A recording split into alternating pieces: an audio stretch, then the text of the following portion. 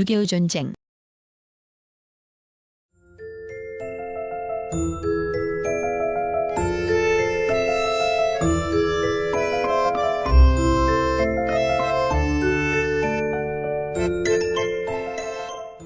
일. 개관. 1950년 6월 25일 새벽을 기해 북한 공산군이 남북군사분 개선이던 38선 전역에 걸쳐 불법 남침함으로써 야기된 한국에서의 전쟁. 1945년 제2차 세계대전이 종결됨에 따라 한국은 일본의 불법적인 점령으로부터 해방되었다. 그러나 카이로 회담에서 나라의 독립이 약속은 되어 있었으나 북이 38도선을 경계로 하여 남과 북의 미소양군이 분할 진주함으로써 국토의 분단이라는 비참한 운명에 놓이게 되었다. 8월 9일 뒤늦게 대일전에 참가한 소련군은 허울뿐인 관동군을 격파하면서 파죽지세로 남하하여 8월 13일 제25군단의 일부가 청진에 상륙하고 8월 22일에는 평양에 진주하였다. 미군 제24사단은 9월 8일에야 인천에 상륙하여 이튿날 서울에 진주하였다. 미소양군의 한반도 진주 목적은 일본군의 무장해제 등 전후 처리에 있었다. 그러나 북한에 진주한 소련 군정당국은 남북 간의 왕래와 일체의 통신 연락을 단절시킴으로써 38도선을 남북을 가르는 정치적 경계선으로 만들었으며 공산화 통일이 보장되지 않는 어떠한 통일정부 수립도 거부함으로써 한반도의 반영구적인 정치적 분단을 강요하였다. 한반도에서의 지배권 강화를 목표로 하는 소련의 기도와 적대 정부의 출현만은 절대로 반대하는 미국의 입장이 타협될 수 없었다. 따라서 한국의 통일 독립 문제의 해결은 극히 어려웠으며 이 문제를 위해 개최된 미소공동위원회도 결렬되고 말았다. 1947년 중반에 이르러 미국은 마침내 단일 정부의 수립과 신탁 통치의 실시를 전제로 하여 한반도를 통일하려 했던 종래에 대한 정책을 포기하고 분단의 고정화라는 기정사실을 바탕으로 하여 한반도의 세력 균형을 보장할 수 있는 새로운 대안을 모색하기에 이르렀다. 유엔은 1947년 제2차 총회에서 통일된 한국정부 수립을 위한 총선거를 1948년 5월 31일 이전에 한반도 전역에서 실시하기로 결의하고 선거 감시를 위한 유엔 한국임시위원단을 구성하였다. 그러나 유엔이 결의한 전국적 범위에서의 총선거는 1948년 1월 소련 군정당국이 이에 수락을 거부하고 유엔 한국임시위원단의 북한 지역 출입을 막음으로써 좌절되었다. 1948년 2월 26일 유엔 소총회는 유엔의 감시가 가능한 지역에서의 선거 실시를 결의하였다.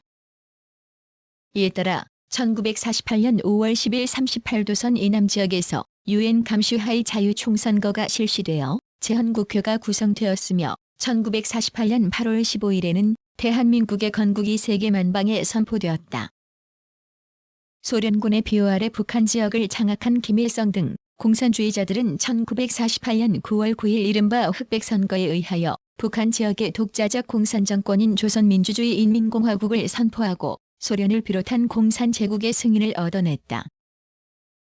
그러나 1948년 12월 12일 제3차 유엔 총회는 대한민국 정부만이 한반도에 존재하는 유일한 합법정부임을 결의함으로써 한반도의 유일 합법정부로서 대한민국의 법통을 확인하였다.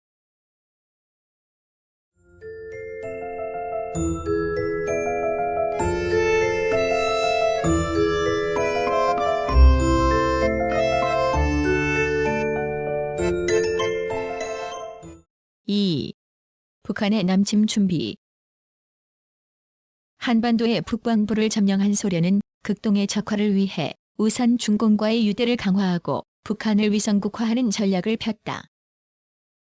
만주를 점령한 소련은 자유중국과 맺은 우호 조약을 무시하고 자유중국군의 만주 진입을 거부하였다.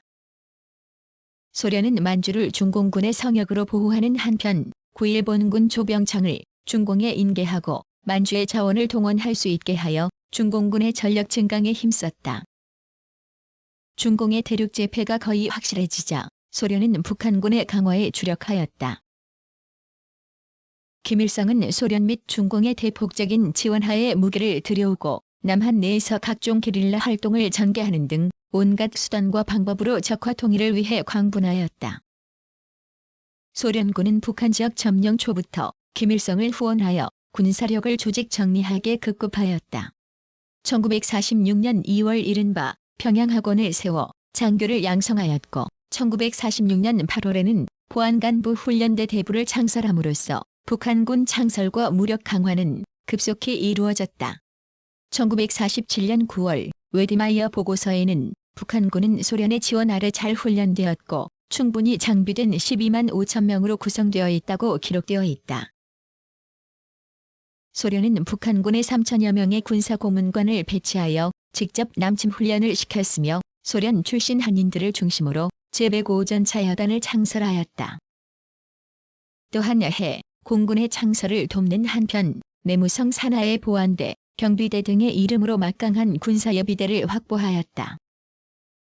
김일성은 남한에 끊임없이 게릴라를 난파하거나 남한 내에 있는 불순 세력을 조종하여 사회, 정치적 불안을 조성시키고 한국군의 훈련과 전력 증강을 방해하였다. 북한 전역은 1949년 초부터 전시체제에 들어가기 시작하였다. 북한은 병력 보충을 위한 인적 자원을 확보하기 위해 각도의 민청훈련소를 설치하여 청장년을 훈련시키는 한편 고급 중학 이상의 모든 학교에 배속장교를 두어 학생들을 훈련시켰다. 한편 북한 전역에 조국보위후원회를 조직하고 17세부터 40세까지의 모든 남녀를 동원하여 강제로 군사훈련을 실시하였다. 북한군은 사단별 훈련을 완료한 다음 1949년 2월 말에는 적진돌입 및 적배후 침투를 위한 보전포합동 훈련을 실시하였으며 1950년에 접어들면서부터는 서울을 중심으로 하는 남한 전역의 지형을 연구, 이를 토대로 훈련을 계속하였다. 북한의 남침 준비가 완료되자 소련 군사고문단은 1950년 6월 개전에 임박하여 북한에서 철수함으로써 남침 기도를 은폐하였다. 결국 김일성의 무력통일 야욕은 다음과 같은 요인들에 의해 결행되었다고 할 수 있다. 즉 1. 조소군사비밀협정 2. 중공과의 상호 방위조약 및 중국 대륙의 공산화 3. 주한미군 철수 4. 미국의 극동방어선에서 한국, 타이완을 제외한다는 에치슨 성명 5. 무력 침공에 대한 스탈린의 승인 등이 주요인이다.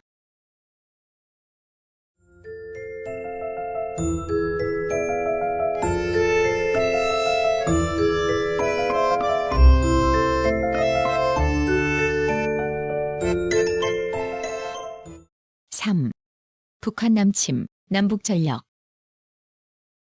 북한군은 1950년 6월 25일 새벽 4시경 서해안의 옹진반도로부터 동해안에 이르는 38선 전역에 걸쳐 국군의 방어진지에 맹렬한 포화를 집중시키면서 기습 공격을 개시하였다. 적이 예전 투기는 서울 상공에 침입하여 김포 비행장을 폭격하고 시가에 기총소사를 하였다. 당시 국군은 노동절, 국회의원 선거, 북한의 평화공세 등 일련의 주요 사태를 전후하여 오랫동안 비상근무를 계속하여 왔기 때문에 오히려 경계태세가 이완된 상태였다. 특히 북한의 평화공세에 대비하여 하달되었던 비상경계령이 6월 23일 24시를 개해 해제되어 병력의 1월 3일 이상이 외출 중인 상태에서 기습 공격을 받았다. 북한군은 7개 보병사단, 1개 기갑사단, 2개의 특수독립연대로 구성된 총병력 11만 1000명과 1610문의 각종포, 그리고 280여 대의 전차 및 자주포 등을 제1선에 동시에 투입하였다. 적 제1군단은 서울을 목표로 일제히 남진하였다. 북한군 제1군단 이하 제164단은 제105전차여단의 제203전차연대와 제206기계화연대의 지원하에 개성에서 서울로 공격하고 주공부대인 북한군 제3사사단과 제105전차여단은 각각 연천, 철원 일대에서 의정부를 거쳐 서울로 공격해왔다. 4. 경과, 유엔 조치 남한에 대한 북괴의 남침을 평화의 파괴, 침략 행위로 보고 미국 정부는 6월 25일 유엔 안전보장이사회에 즉시 소집을 요구하였다. 같은 날 오후 2시에 안전보장이사회는 미국이 제출한 결의안을 9대0, 기권 1, 결석 1로 채택하고 평화의 파괴를 선언하고 적대 행위의 중지와 북한군의 38선까지의 철수를 요구하였다. 동결의안은 또한 모든 회원국이 동결의안의 집행에 있어 유엔에 대하여 모든 원조를 제공하며 북한 집단의 원조를 하지 않도록 촉구하였다. 6월 27일에 안전보장이사회 회합에서 미국 대표 W.R. 오스틴 대사는 6월 25일에 안전보장이사회 결의를 무시한 북한군의 계속적인 대한민국 침략은 국제연합 자체에 대한 공격임을 천명하고 국제평화 회복을 위하여 강력한 제재를 취하는 것이 안전보장이사회의 임무라고 선언, 안전보장이사회의 도의를 위하여 결의안을 제출하였다. 그는 같은 날 정오에 대통령 트루먼의 발표문을 낭독한 후 결의안과 본인의 성명 요지 및 대통령 트루먼이 취한 조치의 중점은 유엔의 목적과 원칙, 즉 평화를 지지하는 데 있다고 밝혔다.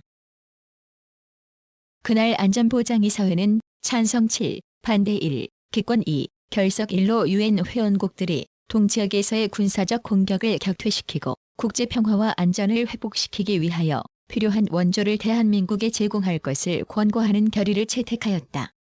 6월 27일에 안전보장이사회 결의와 회원국이 제공하려는 원조 형식에 관하여 보고해 줄 것을 요구한 6월 29일에 유엔 사무총장 사안에 대한 회원국들의 반응은 신속하였고 압도적인 지지를 표시하였다. 각종 원조 제공을 더욱 효과적으로 이용하며 대한민국 방위작전을 통일화하기 위하여 안전보장이사회는 7월 7일에 7대0, 기권 3, 결석 1로서 군대와 기타 원조를 제공하는 국가들이 미국이 지휘하는 통합사령부에 집결할 것을 요구하는 결의를 채택하였다. 한편 미국과 관계 회원국들은 즉각적으로 동결의에 따랐으며 메가더 장군이 유엔군 총사령관으로 임명되었다. 미국을 비롯한 영국, 오스트레일리아, 뉴질랜드, 프랑스, 캐나다, 남아프리카 공화국, 터키, 타이, 그리스, 네덜란드, 콜롬비아, 에티오피아, 필리핀, 벨기에, 룩셈부르크 등 16개국이 6해 공군의 병력과 장비를 지원하였으며 그 밖에 많은 나라들도 각종의 경제적, 인도적 지원을 한국에 제공하였다. 그 후 같은 해 9월 16일에 인천 상륙작전을 전환점으로 하여 전세를 반전시킨 유엔군은 패주하는 북한군을 추격, 10월에는 평양을 수복하고 압록강과 두만강까지 진격하였다. 그러나 중공군의 개입으로 12월에는 북한 지역에서 철수하게 되었고 38선이 돌파된 후인 1951년 1월 4일 대한민국 정부는 다시 서울을 철수하게 되어 전선은 현재의 휴전선 일대로 고착되었다. 1951년 2월 1일 유엔 총회는 중공을 침략자로 규탄하고 한반도에서의 중공군의 즉각적인 철수를 요구하는 결의를 채택하였다. 앞에 6월 25일의 결의와 6월 27일의 결의에 소련은 결석했으며 공산 측은 결석을 거부권의 행사라고 주장하여 앞의 결의는 무효라고 주장하였다. 그러나 유엔의 관행상 결석은 거부권 행사로 볼 수 없기 때문에 그들의 주장은 받아들여지지 않았다.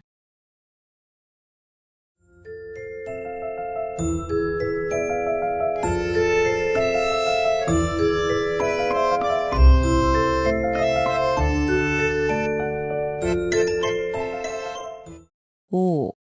휴전회담. 유엔군의 북진에 맞서 1950년 11월 중공군의 개입이 시작되었다. 이에 유엔 총회는 전투의 확대를 방지하기 위해 12월 14일 정전 3인단을 설치할 것을 결의하였으며 캐나다의 엘 페르슨, 이란의 엔엔테이점, 인도의 비라우가 임원으로 선출되었다. 동 3인단의 임무는 한국에서 만족할 만한 정전의 기초를 결정하고 이를 총회에 권고하는 것이었다. 그러나 동 3인단은 중공 대표와의 회담, 교섭에 완전히 실패했으며 이어 1951년 1월 1일에 중공과 북한은 대규모 공세를 시작하였다. 이로써 총회의 정전 요구에 응하지 않겠다는 중공의 의사가 명백해졌다. 이에 1951년 2월 1일 총회는 미국의 제안에 따라 평화를 위한 단결 결의에 의거 중공은 한국의 침략자라는 결의를 채택하고 이어 5월 18일에는 동결의 제6항에 의거 부과된 집단적 조치위원회의 보고에 따라 중공과 북한에 대한 전쟁 물자의 공급 중지를 가맹국에 권고하는 결의를 채택하였다. 특히 6월 23일에 유엔 주재 소련 대표 YA 말리크의 성명을 통하여 침략군이 전투 행위를 중지하기를 원하고 있다는 사실을 알게 되었다. 이에 유엔군 사령부는 공산군 사령부와 직접적인 연락을 취하고 7월 초에 휴전회담 개시를 위한 준비를 마쳤다. 1951년 6월 30일 리즈웨이 장군은 라디오 방송을 통하여 원산항에 있는 네덜란드 병원선에서의 회담을 제안하였다. 중공군도 1, 2차 준계 공세를 통하여 한반도에서 무력으로 유엔군을 격파할 수 없다는 사실을 인식하고 회담 개최 의사를 밝혔다. 1951년 7월 8일 개성에서 휴전회담을 위한 쌍방의 연락장교 회담이 개최되어 쌍방의 정부대표 명단이 교환되고 본회담 개최 장소를 개성으로 결정하였다. 1951년 7월 개성에서 본회담을 시작하였고 10월에 회담 장소를 판문점으로 옮겼다. 회담은 장기화하였고 파란곡절을 겪었다. 여러 문제에 있어 특히 전쟁 포로의 자유의사에 의한 송환 원칙에 대하여 성실하게 교섭하지 않으려는 공산 측의 비타협적 태도 때문에 유엔군 사령부는 2회에 걸쳐 총 9개월간이나 회담을 중지하였다. 1952년 10월의 휴전회담 중지에 이어서 유엔 총회는 1952년 12월 3일의 결의로서 자유의사에 의한 송환 원칙을 재확인하고 전쟁 포로 문제 해결을 위한 총괄적 계획을 제안하였으나 공산 측은 이를 거부하였다. 공산 측이 광범위한 지연책을 쓰고 나서 1953년 7월 13일과 14일에 전란 중 최대의 공세를 주했으나 실패하였다. 그리고 1953년 7월 27일에 비로소 판문점에서 유엔군 사령관과 공산군 사령관 간의 휴전이 조인되었다. 휴전협정은 정전, 쌍방 간의 비무장지대, 38선의 약간 이북을 대부분 통과하는 군사경계선 및 증강을 목적으로 한 군대와 장비의 한국 도입 금지에 관하여 규정하였다. 휴전협정 이행을 감시하고 지적된 위반사항을 논의하기 위하여 유엔군과 공산군 장교로 구성되는 군사정전위원회가 설치되고 동본부를 판문점에 두었다. 동협정은 또한 스위스, 스웨덴, 체코슬로바키아 및 폴란드로 구성되는 중립국감시위원단의 설치를 규정하였다. 동중립국감시위원단은 한국의 병력 및 장비를 증강하는 데 관련된 휴전협정 조항의 준수, 관찰, 감시, 조사를 할 수 있다. 휴전협정에는 정치 문제 해결에 관한 조항이 없으나 제60항은 휴전협정 조인 및 효력 발생 후 3개월 이내에 한국으로부터의 전해국군 철수 문제와 한국 문제의 평화적 해결 등을 교섭에 의하여 해결하기 위하여 양측의 관계정부가 각각 임명하는 고위층 대표 간의 정치회담을 개최할 것을 양측의 우방 관계국 정부에게 권고하도록 하였다.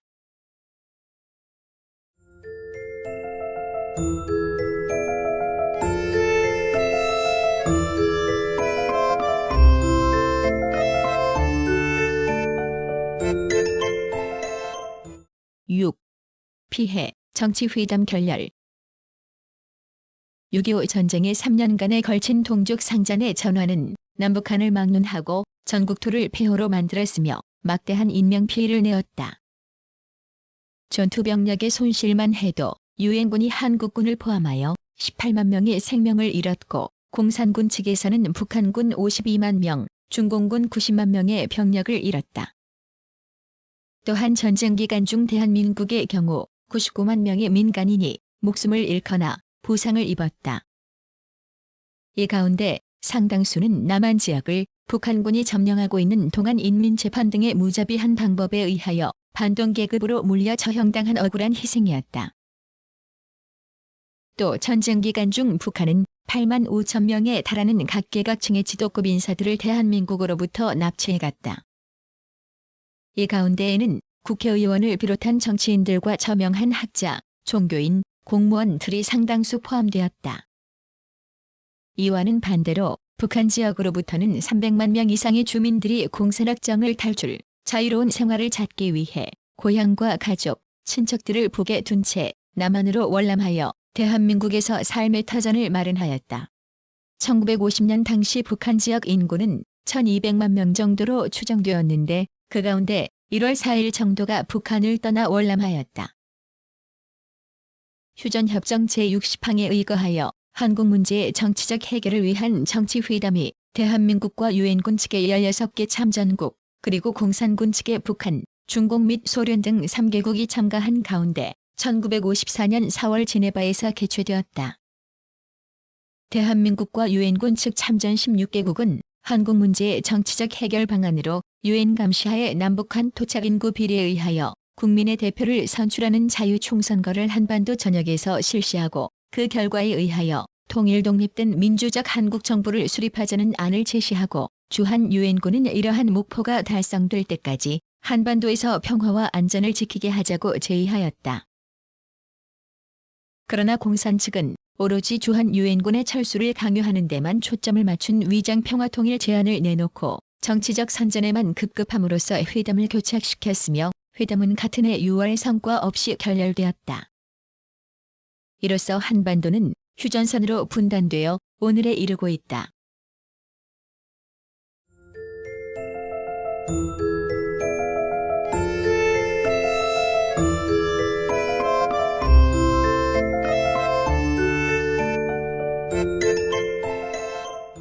구성, 나그네 구석구석 여행. 낭독, 글 읽어주는 고지혜. 들어주셔서 고맙습니다.